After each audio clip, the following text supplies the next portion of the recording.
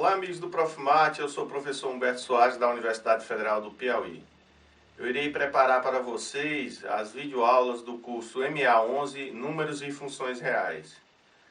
Como referência, usaremos o livro Números e Funções Reais do professor Elas Lima, da coleção Profmat. Eu espero poder contribuir de forma significativa para a formação de vocês. Nessa nossa primeira videoaula, nós estudaremos a noção de conjunto e a inclusão de conjuntos. Em última análise, toda a matemática atual é formulada na linguagem de conjuntos, o que torna fundamental o seu estudo. A noção de conjuntos é a mais simples das ideias matemáticas. Um conjunto ele fica inteiramente definido por seus elementos. Dado um conjunto X e um elemento A, cabe aqui a pergunta se A é ou não um elemento de X. Se sim, nós dizemos que A pertence a X e escrevemos A pertence a X. Se não, nós diremos que A não é um elemento de X e escrevemos A não pertence a X. Temos aqui a nossa primeira definição, sejam A e B conjuntos. Diremos que A é subconjunto de B quando todo elemento de A for um elemento de B. Neste caso, nós utilizaremos a notação A está contido em B. Por exemplo, se P for o conjunto dos números primos e se Z for o conjunto dos números inteiros, então claramente P é um subconjunto de Z. Já para indicar que um conjunto A não é subconjunto de um conjunto B, nós usaremos essa notação onde lê-se A não está contida em B.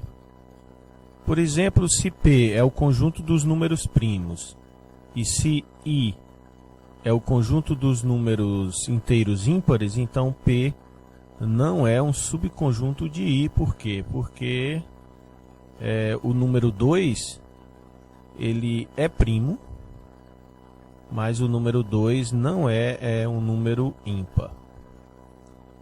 Entretanto, por exemplo, o conjunto vazio, que é denotado por esse símbolo, que é uma bola cortada, é um subconjunto de qualquer conjunto A. Por quê? Porque se ele não fosse subconjunto de A, existiria um elemento no vazio que não pertenceria a A, o que é impossível tendo em vista que vazio não possui elementos. Os conjuntos substituem as propriedades. Por exemplo, se P é uma propriedade e se A é formado pelos elementos X que tem a propriedade P, então, ao invés de dizer que X goza da propriedade P, nós podemos dizer que X é um elemento de A. Por exemplo, seja P a propriedade de um número inteiro X ser divisível por 3. Então, tanto faz dizer que X tem a propriedade P, como dizer que X pertence ao conjunto A, onde o conjunto A nada mais é do que o conjunto dos múltiplos inteiros de 3.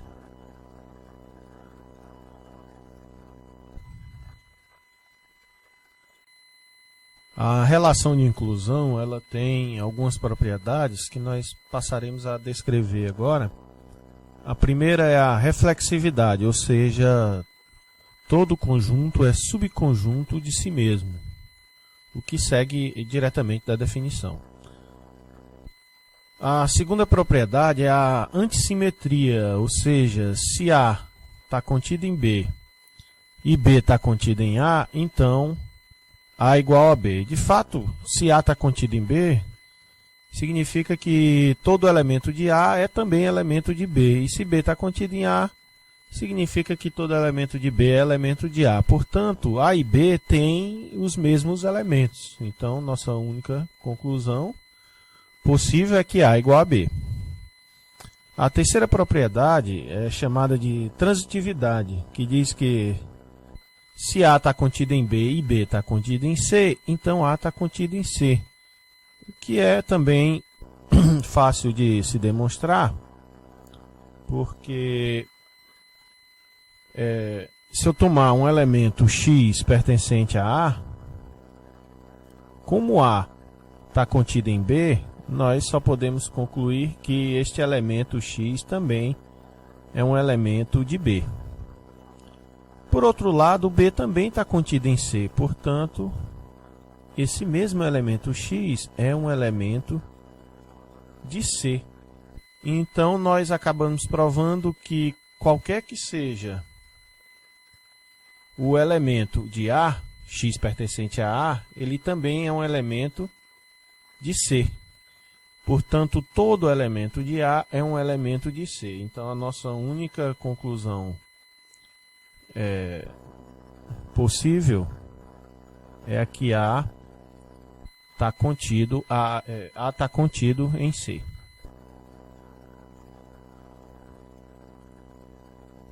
A relação de inclusão ela está intimamente ligada à implicação lógica. Por exemplo, se eu tomar P e Q,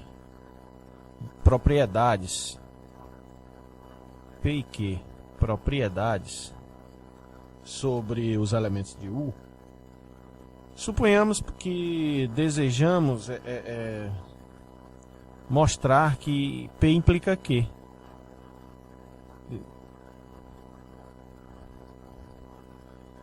Para isso, nós observamos o seguinte: se eu tomar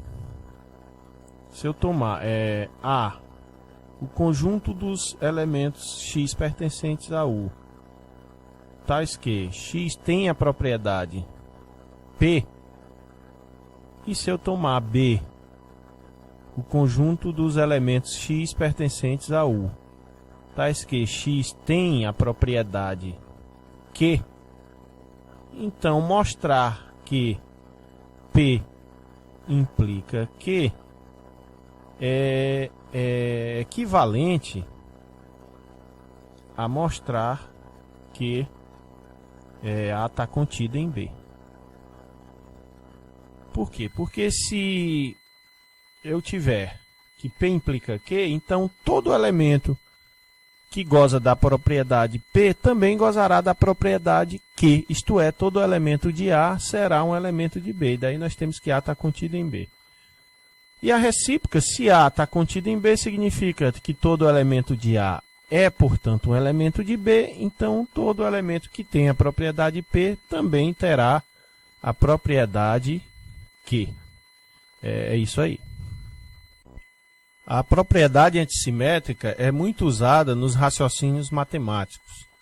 Por exemplo, suponhamos que nós tenhamos duas propriedades, P e Q, sobre os elementos de um conjunto U, e desejamos mostrar que essas propriedades P e Q são equivalentes entre si.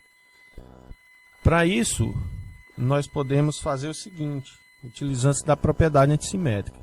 Nós tomamos A como sendo o conjunto dos elementos X pertencentes a U, tal que X tem a propriedade P, e tomamos B, o conjunto dos elementos de U, que tem a propriedade Q. Então, se nós mostrarmos que A está contido em B, conforme nós vimos, isso equivale a mostrar que P implica Q. E mostrar que B está contido em A, equivale a demonstrar que Q implica P. Q implica P. Entretanto, se A está contido em B e B está contido em A, pela propriedade antissimétrica, isso é equivalente a dizer que A é igual a B. Então, A contido em B e B contido em A,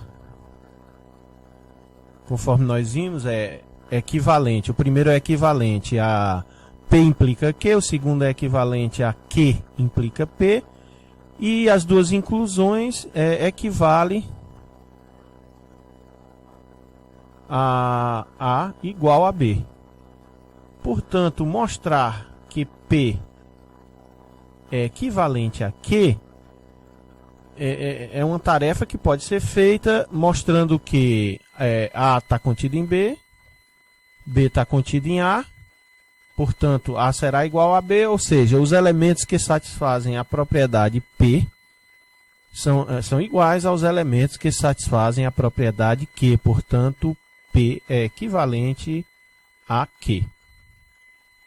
É isso aí, galera. Terminamos aqui a nossa primeira videoaula. Espero ter ajudado. Um abraço a todos. Tchau.